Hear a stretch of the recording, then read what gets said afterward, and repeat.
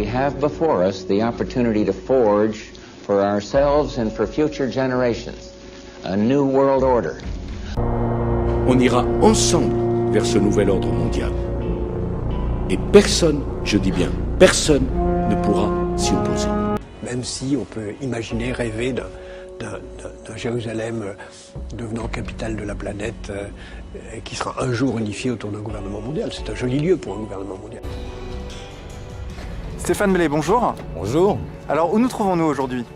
On se trouve là sur ce monument, enfin à côté de ce monument des droits de l'homme et du citoyen, que je découvre en même temps que vous. Enfin, on m'en avait parlé, c'est pour ça qu'on est là d'ailleurs, et je ne suis pas déçu parce que je vois qu'on a, on a partout des symboles maçonniques. On pouvait s'attendre à ce qu'il y en ait quelques-uns, mais en fait, il n'y a vraiment que ça, et pas seulement. Donc on voit, là par exemple, c'est le fameux triangle maçonnique avec l'œil qui voit tout, hein, l'œil d'Horus en fait.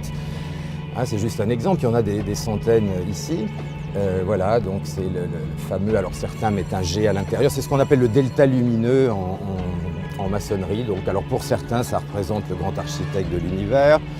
Mais enfin bref, c'est l'œil qui voit tout, c'est l'œil qui te surveille. Bon, voilà. Donc on a des symboles maçonniques partout, on a tous les symboles maçonniques, l'équerre, le compas, le levier, le fil à plomb, là par exemple. Given its name by Joseph Levy on August 25, 1716, and approved on June 24, 1717, by the first official Freemasonic Lodge. They chose Masonry because it would act as a thick veil over the secret origin of their foundation. But what we know as Freemasonry came most recently from the Order of the Knights Templar movement in the 1300s. Actually came before that, in the year 43 AD, from a group called the Mysterious Force. That's actually where Freemasonry came from. This following information is from a book called The Origin of Masonry. The Mysterious Force was established in 43 AD, and it started when a counselor to King Herod Agrippa came to him and complained that the followers of Jesus had a mysterious force, and that they should establish their own mysterious force to combat this Christian mysterious force. And the purpose of this group was to attack the teachings of Jesus and in order to preserve Judaism. King Herod Agrippa said, quote, "We will use the hammer because it was used to nail Jesus' hands and feet. Every session will be opened by striking the hammer 3 times," end quote. And you notice that judges have a hammer to bring order to the court. King Herod Agrippa said, quote, "We will make degrees. These will be 33, symbolizing the age of the impostor." And on November 43 AD, the first official session was held in the first temple of Jerusalem, which was a basement in the palace of King Herod Agrippa. The meeting of the mysterious force was always held in the temple. That was the name of the temple. And in 1717, modern Freemasonry changed it to the name of Lodge. To prove that Masonry is of Jewish origin, here are the following quotes.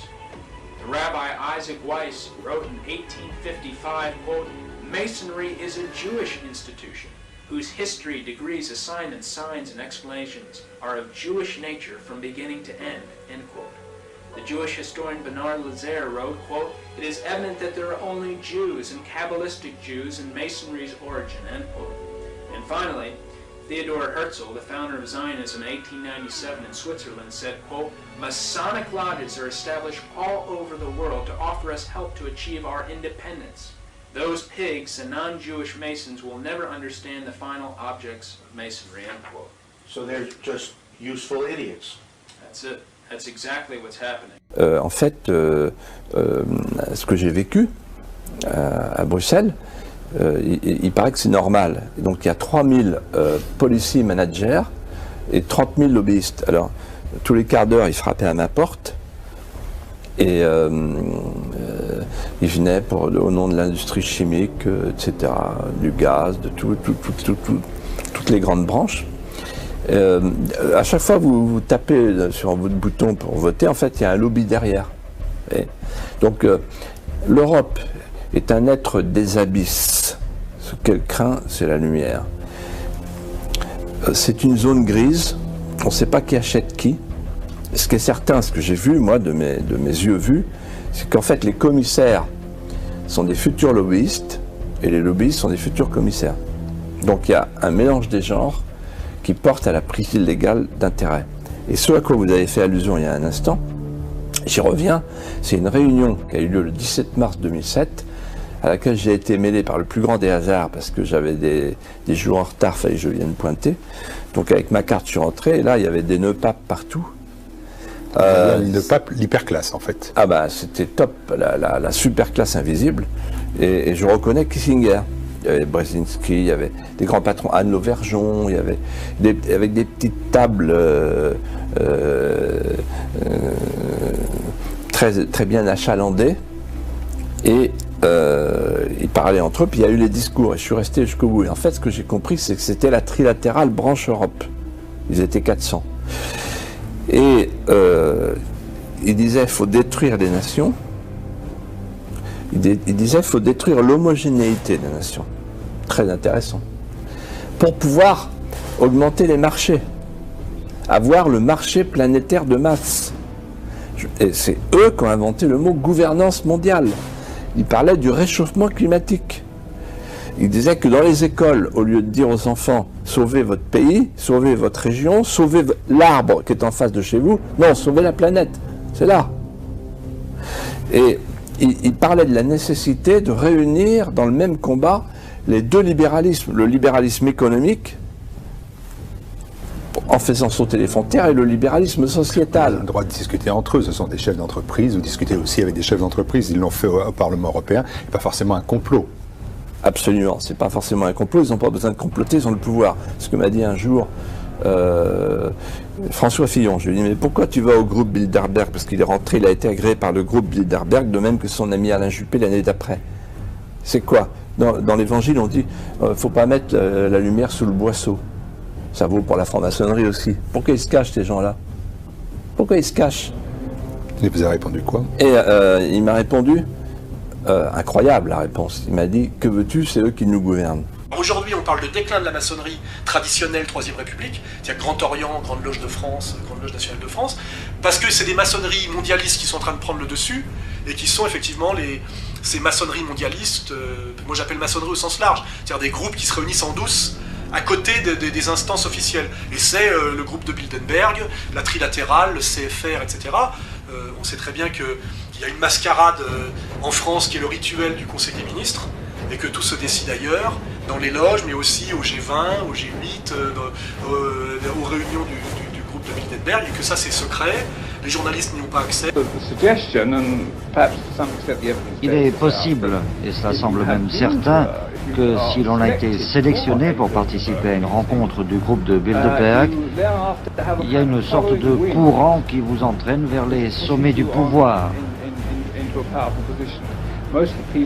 La plupart des gens qui se sont rendus à ces réunions accèdent à des postes de haute responsabilité dans les allées du pouvoir des premiers ministres ou des ministres de haut rang, par exemple. Et si vous arrivez à un poste très important sans avoir été sélectionné par les gens du groupe, eh bien vous serez immédiatement appelé à en faire partie. Les 22, 23 et 24 avril se retrouveront dans cet hôtel de Torquay, gardé d'un côté par des falaises abruptes, de l'autre par des forces de police impressionnantes, des chefs de gouvernement tels l'allemand Helmut Schmidt ou le suédois Faldin, des ministres importants tels le britannique Healey, des personnalités de la politique comme Henry Kissinger ou Margaret Thatcher, du monde des affaires comme David Rockefeller et même du syndicalisme. Mais il n'y aura à l'issue de ces conversations ni déclaration ni communiqué. Le groupe de Bilderberg est apparu en 1954. Il a été fondé par un autre franc-maçon, le prince Bernard, qui appartenait à la dynastie mérovingienne, d'après ses dires, et était également affilié aux nazis. Le groupe se rencontrait dans un hôtel des Pays-Bas, l'hôtel Bilderberg, dont ils ont conservé le nom. Au cours de l'une de leurs réunions, David Rockefeller, que beaucoup de gens considèrent comme un marionnettiste dirigeant les chefs de file du monde entier, a suggéré de créer une commission qui est devenue la commission trilatérale, dont le nom fait allusion, par pure coïncidence, aux trois côtés d'une pyramide.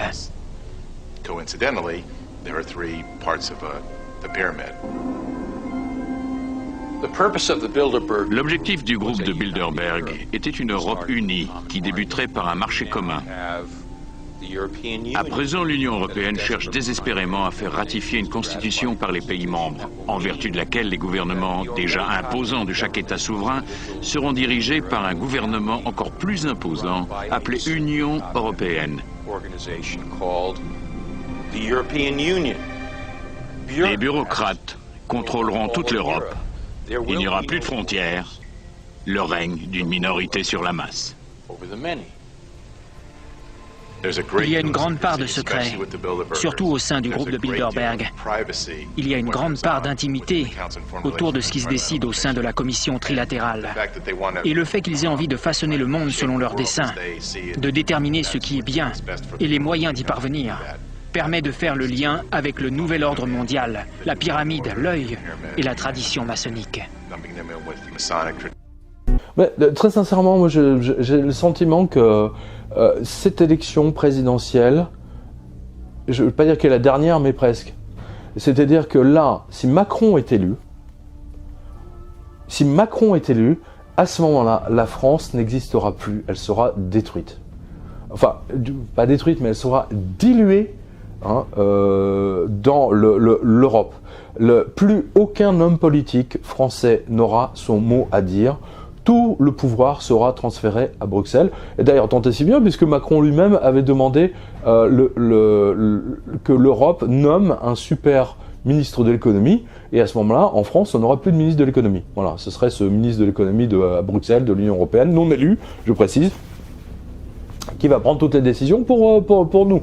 Voilà. Donc, pour devenir encore plus esclave, votons Macron. Hein, voilà. Je peux résumer ça comme ça. Moi, si j'avais une chose... Écoutez, moi, ça fait 8 ans que vous le savez, hein, que je chronique toute cette mascarade financière de tous ces banquiers qui... Pas un n'a été mis en prison. Pas un. Je parle des grands banquiers. Pas un. Ou des gens de Standard & Poor's, Fitch, etc. Pas un. Vous vous rendez compte? Pas un. C'est que des lampistes, etc. Mais... Là, les banques vont prendre le pouvoir, les multinationales vont prendre le pouvoir. Ça sera ça sera plus la France, ça sera la dilution totale de la France. Donc, là, je suis souverainiste, je suis profondément anti-européen parce que j'ai vu les méfaits de l'Europe. Hein, j'ai vu. C'est un exemple que je dis souvent, que je donne souvent. À l'époque, j'avais deux jeunes enfants, on va dire, je ne sais plus quel âge ils avaient, 3 ou 5 ans, peu importe. On est passé à l'euro, on est passé du franc à l'euro. Et on nous avait présenté ça comme le grand avenir formidable, ça va être l'emploi garanti pour tous, enfin bref, le paradis sur terre, j'en passe et des meilleurs. L'euro était la chose qui allait régler tous nos soucis. Résultat des courses, grosso modo, je crois que c'était 5-6 mois après, pour la première fois de ma vie, quand j'ai regardé mes découvertes bancaires parce qu'on était passé à l'euro, et en fait, je me suis rendu compte que tout a été multiplié par 6, et que les seuls grands bénéficiaires de ça étaient les industriels, et en particulier les grands industriels américains, parce que si vous regardez tout ce que vous achetez chez Carrefour, machin, Auchan, etc., grosso modo, ça appartient à... Les résultats du second tour de l'élection présidentielle constituent une très grande victoire. Oh, certes pas une victoire pour les Français, mais une victoire pour l'oligarchie économique, financière et industrielle qui a fait main basse sur la démocratie dans notre pays en asservissant à son profit la quasi-totalité des médias de masse. Avec une outrecuidance sans précédent, c'est Jacques Attali en personne qui nous avait prévenu de la manipulation à venir lorsqu'il avait annoncé sur BFM TV le 27 août 2014 qu'Emmanuel Macron, alors totalement inconnu du grand public, avait, paraît-il, l'étoffe d'un présidentiable. Cette déclaration donna le coup d'envoi à une gigantesque entreprise de manipulation de l'opinion publique qui s'est étalée sur plus d'1 an et demi afin d'imposer dans la tête des Français l'élection d'Emmanuel Macron à la présidence de la République. Rien qu'au cours de l'année 2016, plus de 17 000 articles de journaux, 75 couvertures de magazines et des centaines d'heures de passage dans les plus grands médias audiovisuels du pays ont été consacrés à ce personnage et ont été assortis des commentaires les plus ridiculement dithyrambiques. Cette promotion, organisée comme celle du lancement d'une nouvelle lessive, s'est faite plus insistante encore depuis le début de l'année 2017. Le résultat est là. Emmanuel Macron est hélas élu pour 5 ans. Il va pouvoir appliquer servilement les grandes orientations des politiques économiques gopées de la Commission européenne, dont j'ai été le seul à alerter les électeurs pendant la campagne présidentielle.